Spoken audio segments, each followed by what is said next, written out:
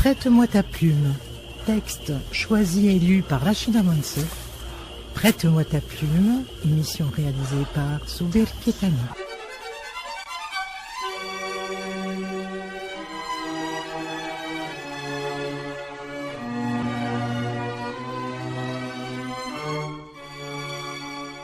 Prête-moi ta plume.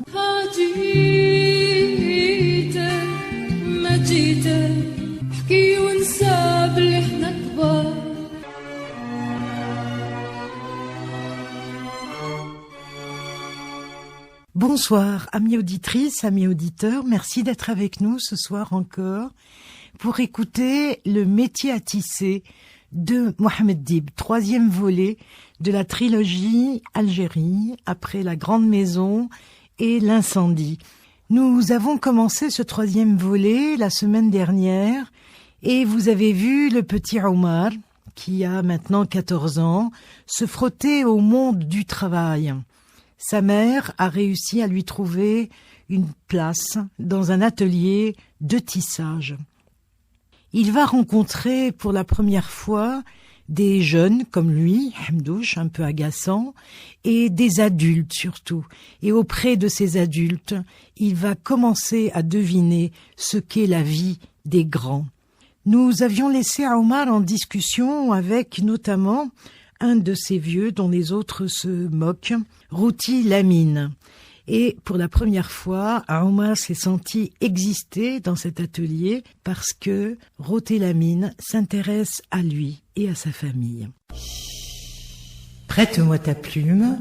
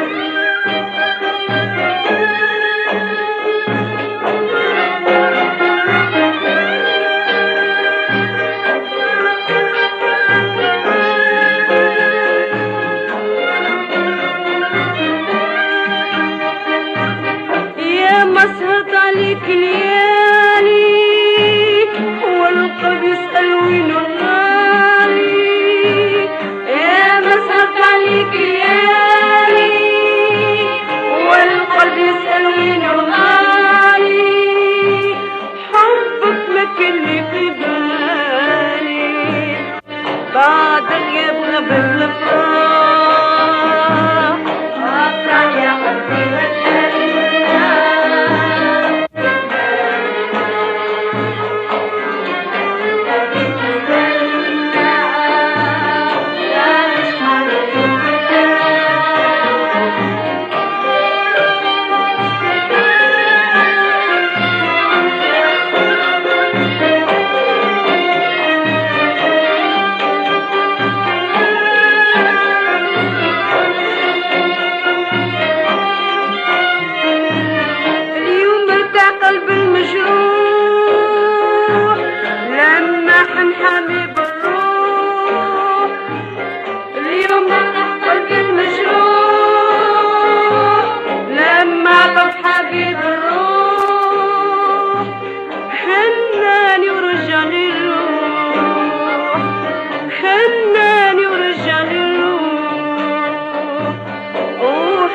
عني المجروح افرح يا قلبي وتهنى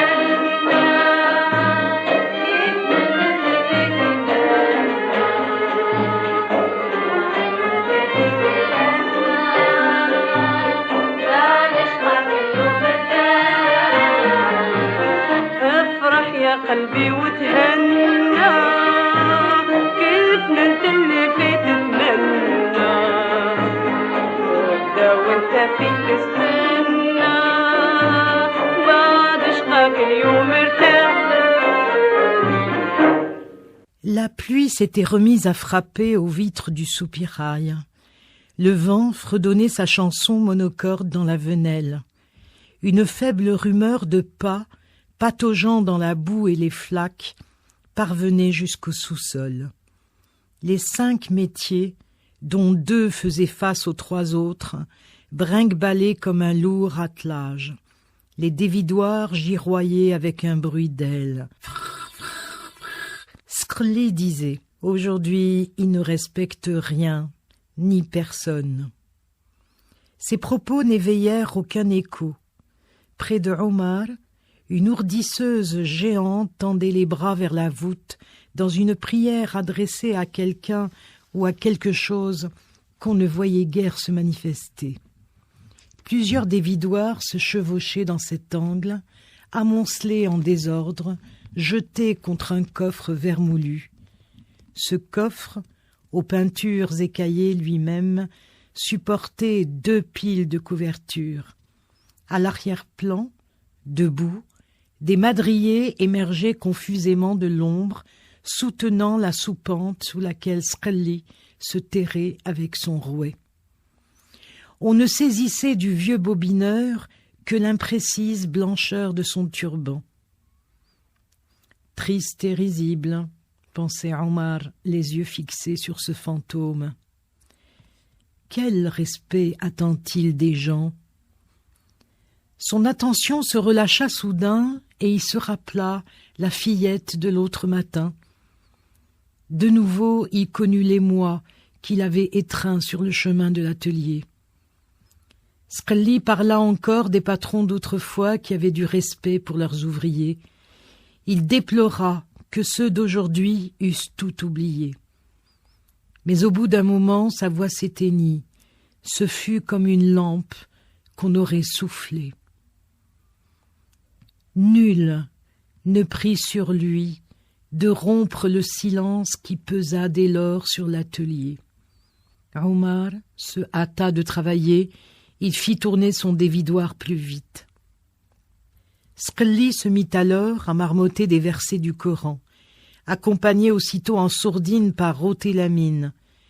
Les 2 voix, l'une rêche et nerveuse, l'autre coulante, profonde, qu'on devinait mieux exercée, se soutinrent mutuellement et finirent par se fondre en un seul chant, plongeant la cave dans une atmosphère d'oraison. Omar tirait le fil de la laine, sans que ses mains, enflées et violacées, on croyait voir des aubergines, en sentissent le doux frottement. Des idées tristes, inquiètes, trottaient dans sa tête, Des frissons lui parcouraient l'échine. Ses dents scandaient la complainte irréelle du dévidoir qui tournait et ronronnait. Les tisserands avaient tous un air sombre et las. La grande tête barbue de Urqasha oscillait, les yeux mangés par une ombre farouche. Le bourdonnement frémissant qui berçait l'atelier était sans cesse traversé par des jurons mâchonnés à mi-voix. Omar perdit la notion de ce qu'il faisait. Il resta longtemps, pensant Dieu sait à quoi, et quand il reprit conscience, le souffle de la cave lui apporta une odeur de moisi si forte qu'il fut écœuré. Sans piper mot, avec une maussade de gravité, les ouvriers poussaient la navette, halaient les peignes. Les coups retentissaient de toutes parts comme ceux de plusieurs pilons. Les mains frôlaient, battaient, nouaient les fils. Tous les mouvements étaient si prompts et si appropriés qu'ils en devenaient presque imperceptibles dans le jour sans force qui coulait par l'œil blanc du soupirail. À peine si de temps en temps un tisserand se redressait pour sécher sa figure en nage. Une fois de plus, par un besoin irrésistible, l'esprit de Omar s'évada du sous-sol vers la froide matinée, les rues animées. Se détachant de la grisaille opaque, une petite figure noyée dans de larges yeux se profila devant lui sourit, triste sourire. Tout d'un coup, le visage grandit, se métamorphosa en une ombre démesurée. Omar regarda alentour. L'atelier était plongé dans une fièvre taciturne. Le jour se blottissait sous la voûte. Le crissement des navettes alternait avec les coups de bélier des peignes. À cet instant, Moulay Bounoir exhala sans voix. « Je n'en peux plus. » Omar tendit l'oreille, faible et d'abord contenue, mais s'enflant peu à peu en une lamentation souterraine, des gémissements lui parvinrent. Moulay, ahané, semblait sangloter. L'enfant chercha le regard de Urqasha, mais le ventre calé contre l'an souple, Urqasha s'affairait tête baissée. Sqelli éclata subitement d'un rire aigre. « Hé là là, stupide garnement, tu bailles aux corneilles. Regarde le gâchis que tu fais. » Omar vit le malheur. Il lâcha le fil qu'il tirait. Dans sa distraction, il avait laissé s'emmêler le tas de laine déroulé en serpentin à ses pieds. Abbas Sabbar, qui était sur le point d'en manquer, se mit à écumer. En dépit de la célérité avec laquelle il débrouilla son fil, Omar fut vertement tensé. عليك مني السلام يا أرض أجدادي ففيك طاب المقام وطاب إنشادي وطاب إنشادي عشقت فيك السهر وبهجة النادي أحببت ضوء القمر والكوكب الهادي والليل لما اعتكر والنهر والوادي والفجر لما انتشر في أرض أجدادي في أرض أجدادي عليك مني السلام يا أرض أجدادي ففيك طاب المقام وطاب إنشادي وطاب إنشادي العسل أهوى سواقيها أهوى ثلوج الجبل ذابت لآنيها هذه مجاري الأمل سبحان مجريها سالت كدمع المقل في أرض أجدادي في أرض أجدادي عليك مني السلام يا أرض أجدادي ففيك طاب المقام وطاب إنشادي وطاب إنشادي يا قوم هذا الوطن نفسي تناجيني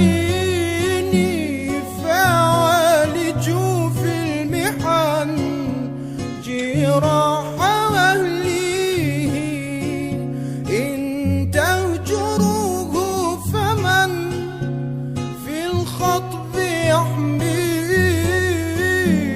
يا ما أحلى السكن في أرض أجدادي في أرض أجدادي عليك مني السلام يا أرض أجدادي ففيك طاب المقام وطاب إنشادي وطاب إنشادي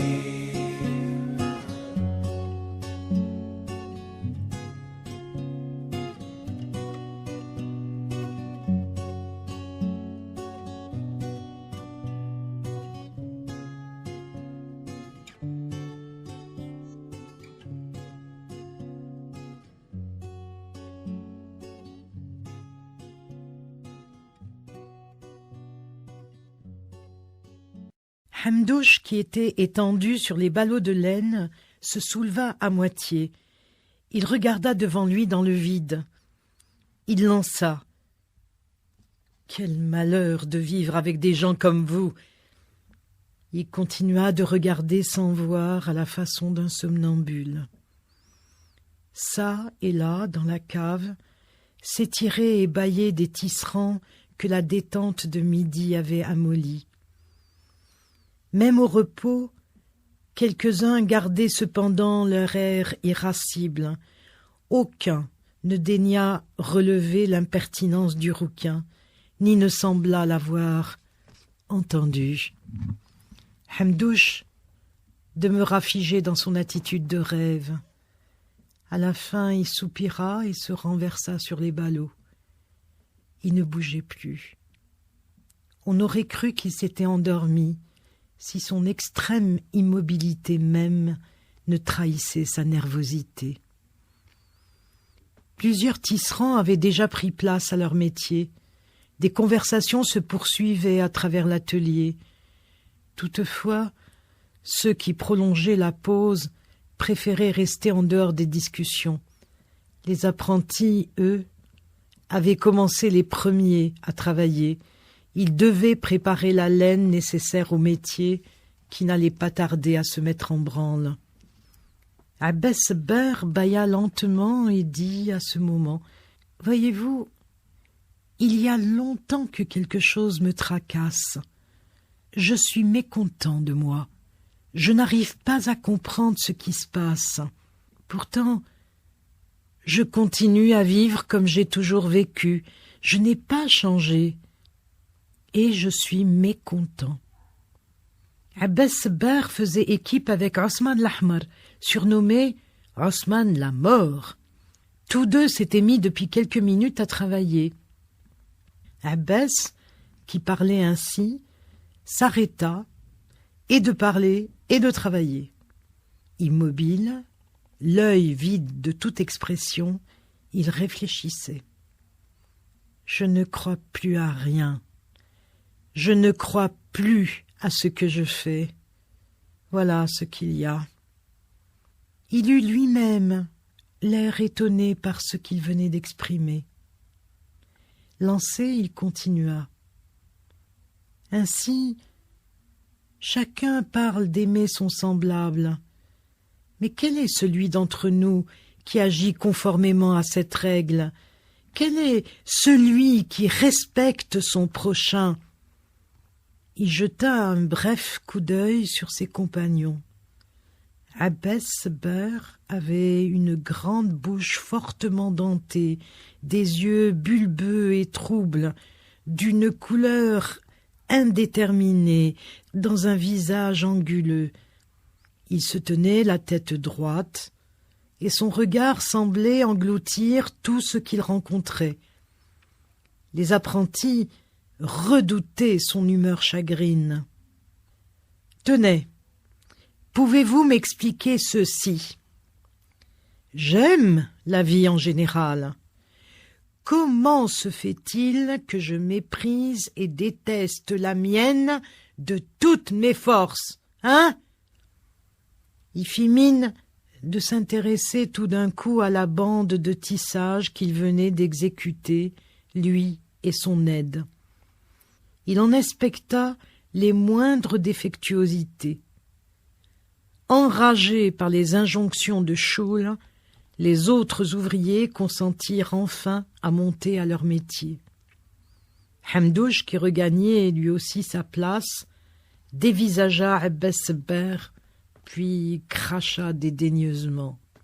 « On a honte de le dire, » reprit Abbas sans se soucier de lui. Il avait fini d'examiner la pièce. « Notre existence est étroite à rendre folle une punaise, oui. Mauvaise, mauvaise est notre vie, il n'y a pas à dire. » Soudain, contrarié, il se tut, hocha la tête et ajouta: « Il y a des moments où le cœur n'est pas à l'ouvrage. Les mains savent quoi faire, mais l'esprit est ailleurs. Alors, l'inquiétude monte en nous. La patience ne nous satisfait plus. L'homme, disent certains, est ceci et cela. L'homme, ils en ont plein la bouche. Ami, de quel homme s'agit-il? Je voudrais bien le savoir. S'agit-il de Pétain, de Rothschild, ou s'agit-il de moi? Il faut parler clairement, ne pas tout mettre dans le même sac. Et surtout, ne me faites pas croire que je suis comme celui qui possède la moitié d'une province. Ne me faites pas croire non plus que je souffre, parce que je suis né pour souffrir. Je suis un homme comme un autre. » L'embarras où il se trouvait du coup d'exprimer tout ce qu'il éprouvait augmenta. Abbas ne savait pas parler d'une manière nette. Quand il disait une chose, c'était autre chose, toujours, qu'il fallait entendre. Les tisserands qui l'écoutaient s'ennuyaient. Ils le regardaient déjà d'un air excédé qui n'augurait rien de bon. « Un homme comme un autre? Non, pas !» daigna Hamza. Abbas considéra l'épais visage de son contradicteur. Il parut décontenancé par cette remarque qui lui apportait, eût-on dit, un démenti depuis longtemps pressenti. Il continua à le fixer drôlement. « Avec ce que nous connaissons de la vie, déclara Hamza, nous ne sommes pas des hommes comme les autres. » Il parlait haut, détachant les mots.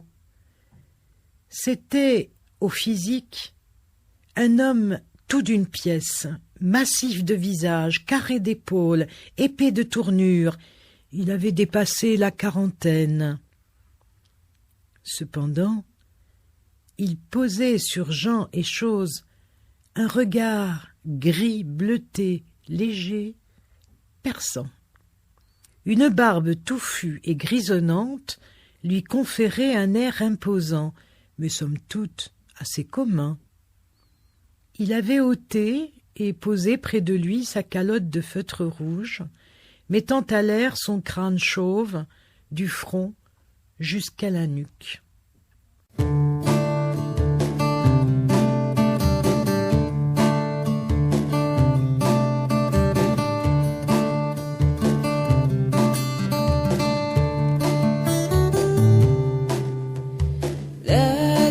سواشي تحيا سواشي تحيا سيدة من الشهداء يا المسلمين أتزار سواشي تحيا سواشي تحيا سيدة من الشهداء يا المسلمين أي غضب لك سوبي سبيل غابت شن الشهدان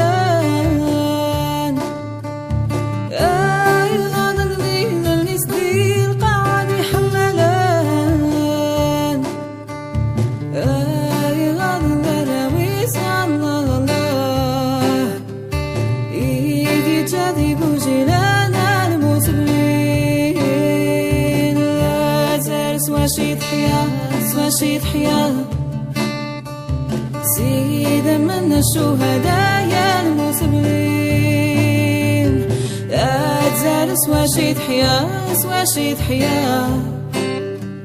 سيدة من الشهداء يا المسلمين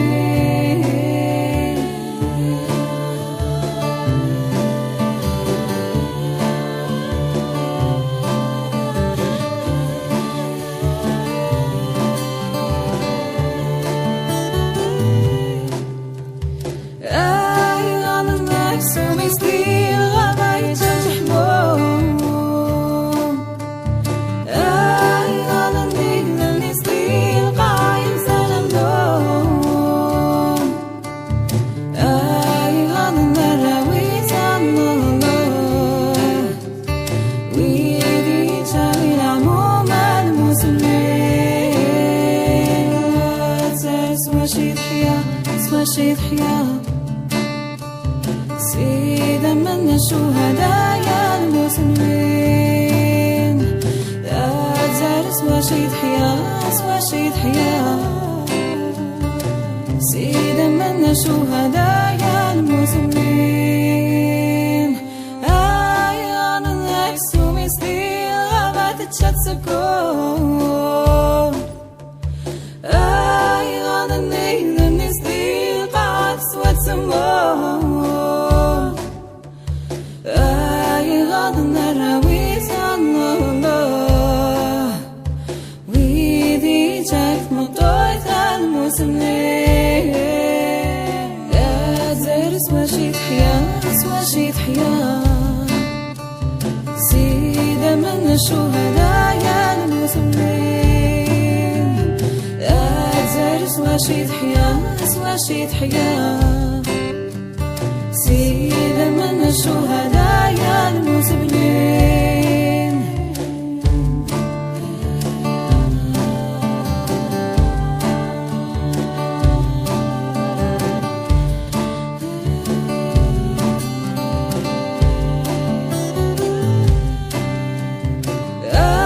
ما زلنا بالوام نلبس الحوايجيس روحك نلام زيادة يروانا نميثيس ويا سويجو يسعدر يا الله أكيد يجي الخيالي سان مسلمين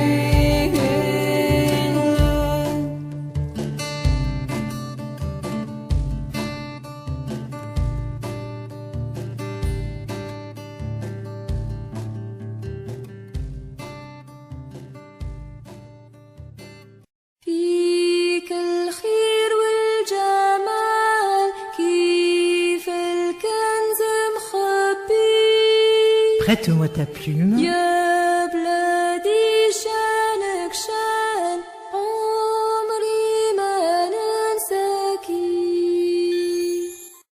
D'aucuns estimaient que la prison lui avait dérangé les idées. Toute la vie entre des métiers, dans des caves, dit-il encore. Pensif, Abbas l'observait. Notre âme est comme cette cave. Là-haut, des hommes libres. Ici, des esclaves. Et ce n'est pas gagner une pièce d'1 € en plus par jour qui pourrait intéresser un esclave.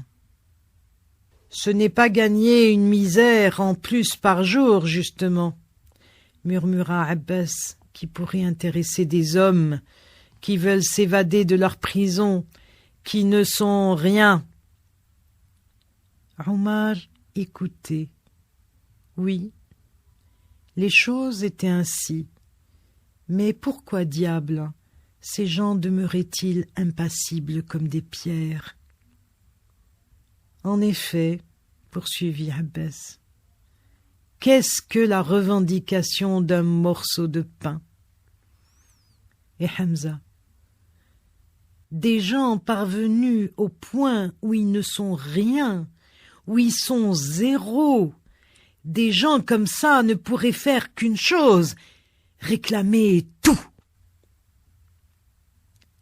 Rien plus quelque chose, plus 100 sous par jour, reste toujours rien.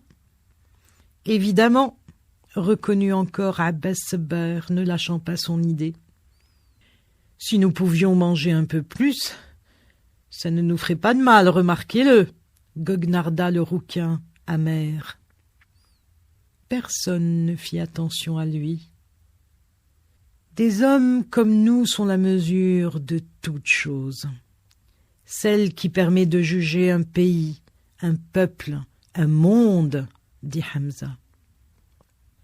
Pinçant les lèvres, le rouquin l'enveloppa d'un regard où affleura toute l'irritation qui gonflait son cœur. Hamza continua indifférent. Nous sommes descendus trop bas. Nous ne pourrions redevenir des hommes par les voies ordinaires. Nous nous verrions obligés de bouleverser le monde, peut-être même de l'épouvanter. Sa parole se faisait plus lente. Elle prenait du recul, refluait en lui. Il affirma encore « Un destin pèse sur nous. Pour y échapper, il faut tout briser. » Sa voix devint rauque. Refondre le monde et l'homme? Oui, mais d'abord tout détruire. Le silence s'empara de l'atelier. Hamza avait laissé sa phrase en suspens et fait avec dédain un geste qui balaya l'espace. Le regard du tisserand se perdit au loin, et bientôt lui aussi, il se pencha sur son métier. Le travail l'absorba. Le rouquin, à bout de patience, poussa un rugissement. Il s'écria « Je suis malade !»« On ne le dirait pas à te voir, » répliqua Shaul. « Je ne mets pas mes misères à l'étalage. »« Dis un peu quelles sont les misères que tu as. »« Oh, rien, des misères qui me viennent de vous voir tous les jours que Dieu fait, » répondit le rouquin en lui décochant un regard empoisonné. « Je jure que j'ai l'âme malade rien que de vous voir. Tu comprends ça ?» Shaul souleva les épaules. « Va jouer de la flûte sur les routes. Ça te réussira mieux. Ici, il n'y a que des gens sérieux. » Le rouquin toussa ironiquement et répartit. « Tu ne comprendrais pas. Toi, pourvu que tu manges, que tu dormes et que tu... Bon Dieu de Dieu, répète ce que tu as dit !»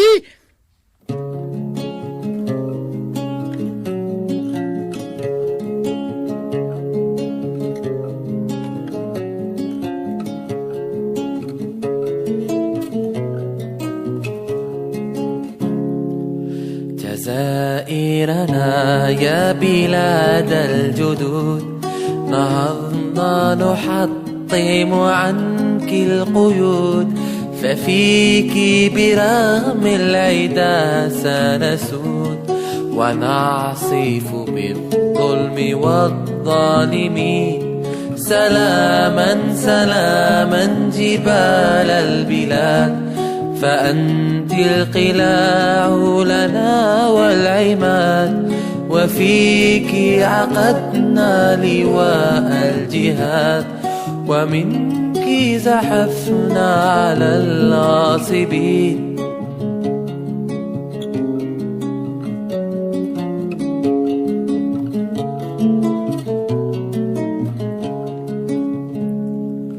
قهرنا الأعادي في كل واد، فلم تجدهم طائرات العماد، ولا الطنك ينشدهم في البواد، فباءوا بأشلائهم خاسئين.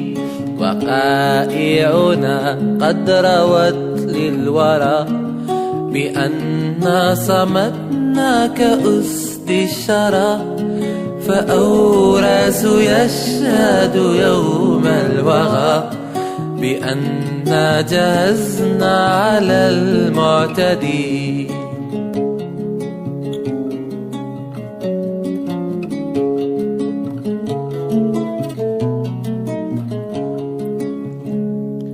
سلوا جبل الجرف عن جيشنا، يخبركم عن قوى جأشنا، ويعلمكم عن مدى بطشنا بجيش الزعانفة الآثمين.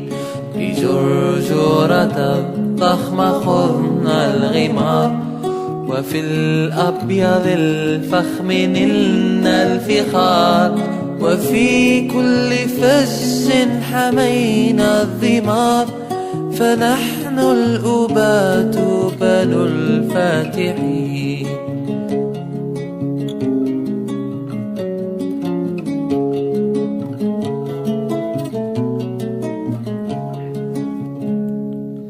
نعاهدكم يا ضحايا الكفاح بأن على العهد حتى الفلاح.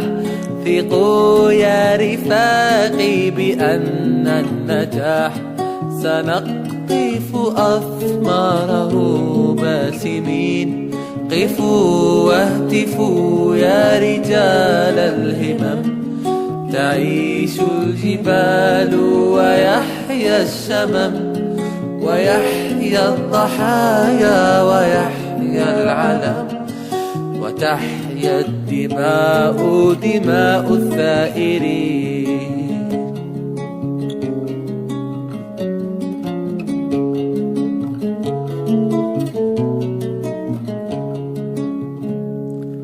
جزائرنا يا بلاد الجدود، نهضنا نحطم عنك القيود، ففيك برغم العدا سنسود، ونعصف بالظلم والظالمين.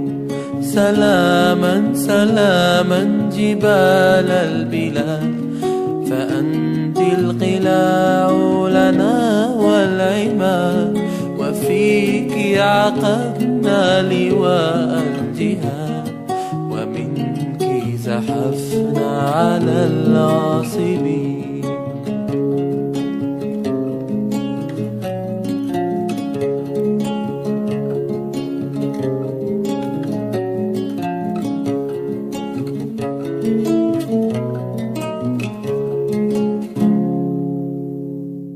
فيك الخير والجمال، كيف الكنز مخبي. Prête-moi ta plume. يا بلادي شانك شان، عمري ما ننساكي. Sais-tu quoi, Omar? Tu ressembles à un gros poussin que le patron aurait pendu. Mahib Ouannen venait de quitter la cave. Omar remontait l'escalier, les bras chargés des chevaux frais teints qu'il allait mettre à sécher sur une aire voisine. Le ciel avait relevé ses basques et un soleil hivernal roulait paresseusement derrière un voile de nuages. Hamdouche inventait toujours de ces bêtises. Il excita du coup l'hilarité des tisserands. Leurs rires déferlèrent à travers l'atelier. Omar s'arrêta et jeta un regard noir au rouquin. « Poussin de ta mère !» Surpris par l'insulte, Hamdouche lui renvoya une bordée d'injures. « Je te l'écrabouillerai, ta sale caboche de légionnaire! Tu verras ça! Va-t'en maintenant! Va !» Omar refusa de partir. « Pourquoi restes-tu planté là ?» Le garçon eut un mouvement de défi, mais des grossièretés vomies par le rouquin le rendirent cramoisi. Hamdouche le fixa de ses yeux d'hyène et pouffa. L'enfant écouta ce rire avec dégoût. Il s'engagea dans la ruelle.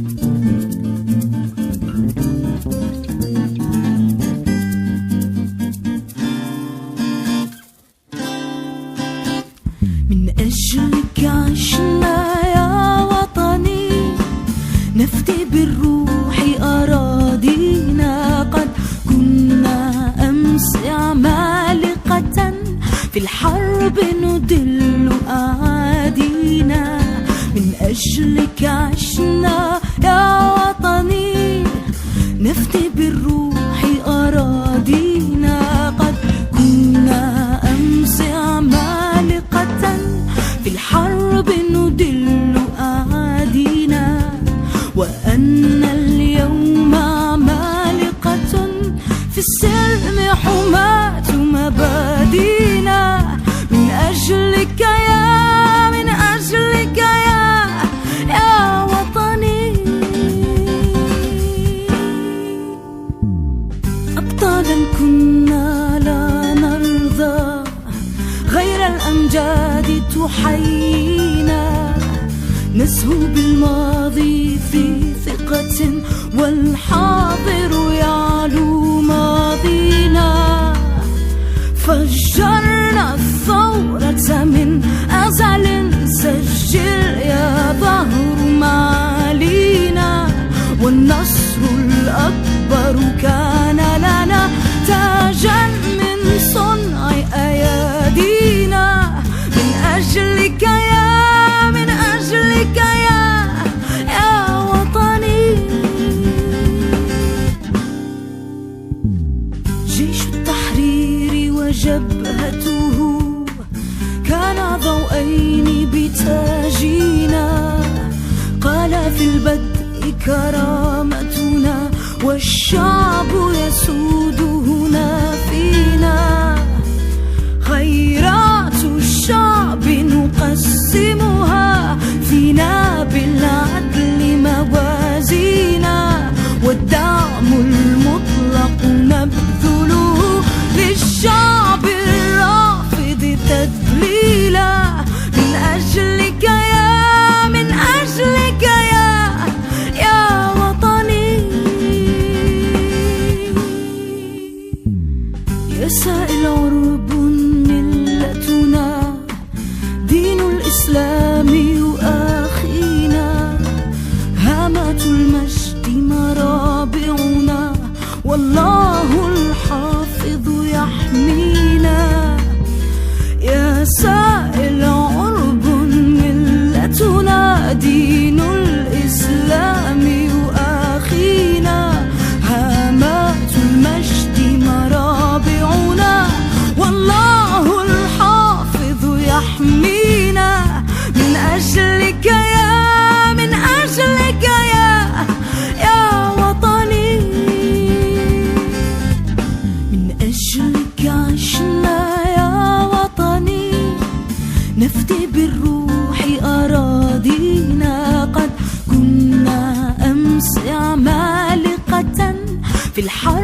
ندل أعادينا من أجلك عشنا يا وطني نفدي بالروح أراضينا قد كنا أمس عمالقة في الحرب ندل أعادينا وأن اليوم عمالقة في السلم حماة مبادينا من أجلك من أجلك يا وطني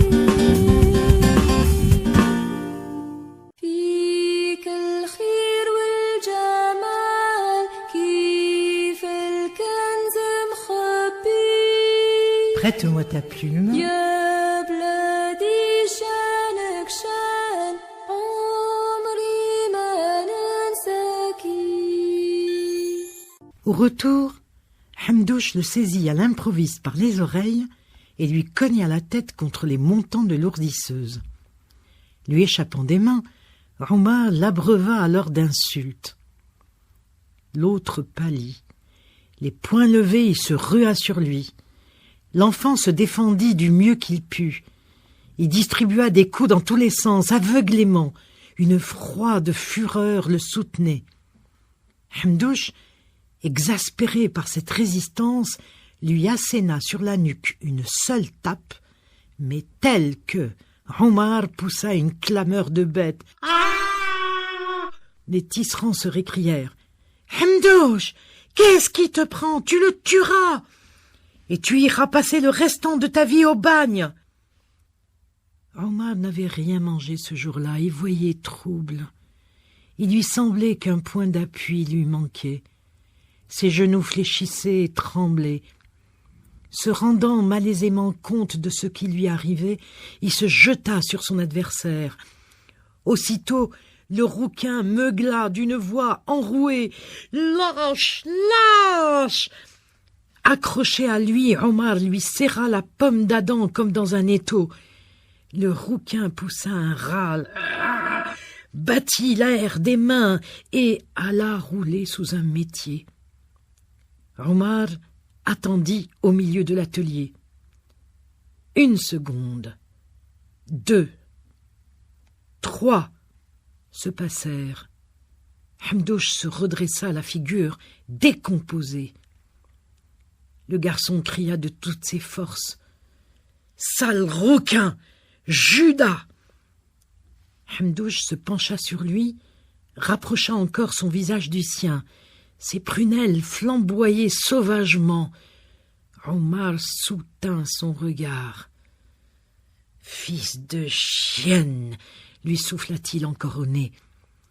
Un éclair brûlant, un éblouissement qu'il reçut en pleine figure, l'envoya par terre. Mais sur-le-champ, il se releva. De nouveau, il sauta sur Hamdouche, et des 2 bras, il lia les jambes du tisserand. Avec rage, il lui planta alors les dents dans les mollets. Hamdouche hurla de douleur. Omar s'attendit à être tué. Rien de tel ne se produisit, et ce qu'il vit le remplit d'étonnement. D'une pesée de l'avant-bras, Okasha venait de repousser le rouquin, lequel s'en fut à reculons buté contre l'escalier. Il tomba assis sur la première marche, et tout l'atelier explosa de rire. Vexé, Hamdouche rougit violemment. Il s'élança d'un bond vers Omar. Okasha le cueillit par le bras.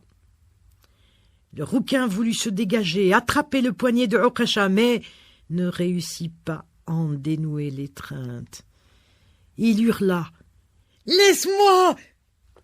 L'autre le libéra. Frémissant et blême, Hamdouche se dressa sans bouger devant Okasha, puis tourna sur ses talons. Il s'épousta machinalement, arrangea sa veste et remonta à son métier. À la fin de la journée, Okasha raccompagnait Omar. Ils marchaient côte à côte, l'enfant se sentait intimidé. يا شهيد الوطن يا مثال الوفاء يا شهيد يا شهيد الوطن أنت في الخلد أعز الخالدين صرت للتاريخ مرفوع الجبين وافر الحظين من دنيا ودين ذكرك الغالي على مر السنين سوف يبقى عاطرا طول الزمن يا شهيد الوطن يا مثال الوفاء يا شهيد يا شهيد أنت أغلى فتى يستحق ثناء يا شهيد يا شهيد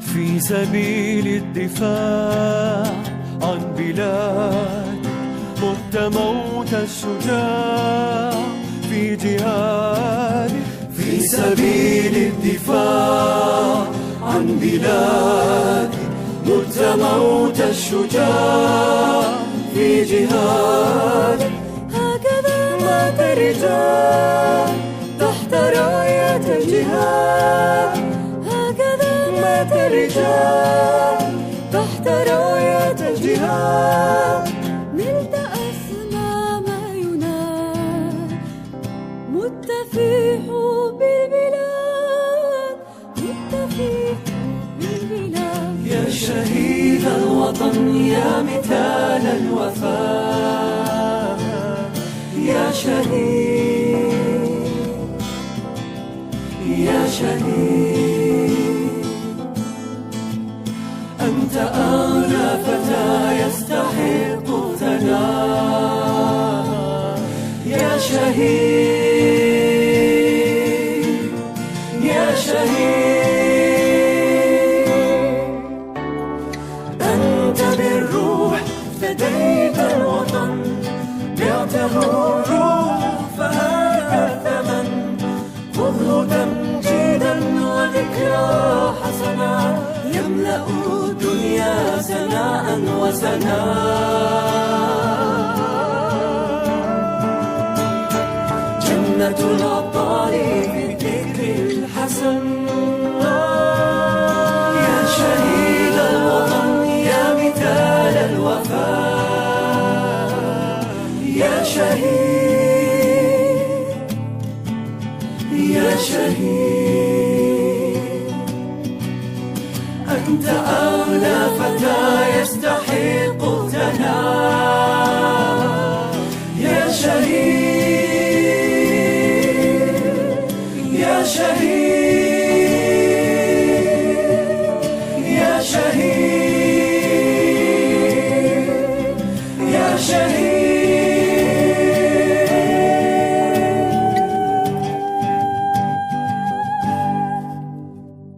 فيك الخير والجمال كيف الكنز مخبي Prête-moi ta plume. يا بلادي شانك شان عمري ما ننساكي